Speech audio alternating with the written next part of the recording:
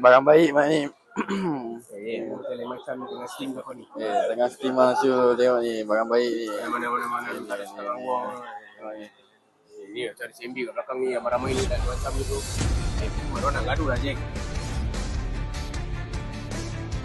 Oh, lupa ni barang kau dapat kat sini Macam mana kata kau dapat barang kat sini? Kakak kau tak tahu ni barang Jepun ni. Barang Jepun lah guys. Ini kira gentle tau. Tak ada kat dalam Singapura tau. Kira aku boleh cakap safely say ini kira apa tau, first in the world lah dekat sini kat Singapura.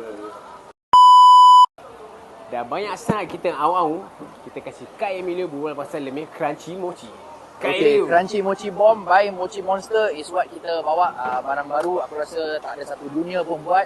Mochi usually come in small sizes. Kita punya kira macam aku cakap dengan semua orang, mochi punya bapak. Jadi preparation for this mochi takes at least 4 hours to prepare for 100 to 1000 packs depending on the sambutan this Monday once kita start selling insyaAllah. Tapi at least 4 hours sebab mochi kita bukan instant, so korang tak payah worry apa-apa. That's why we can get into this size, the thickness that we want, the texture that we want dan segala-galanya lah. Macam-macam flavors kita ada, but we will only start selling on the 1st June sebab sekarang ini hari sampai 1st Jun budak-budak masih practice hands on untuk get it aesthetically nice. Dia punya flavor, dia punya portion, dia punya measurement semua dah perfect alhamdulillah. Tapi dengan harga korang spend kita mesti nak kasih aesthetically nice insyaAllah. But to get it cheaper than usual prices, what you can do is follow kita punya account kaemilio.fg on both TikTok and Instagram. Lepas tu leave us a DM to join kita punya WhatsApp group, kita punya FG community. InsyaAllah you will always get these flavors any day, anytime at only $10.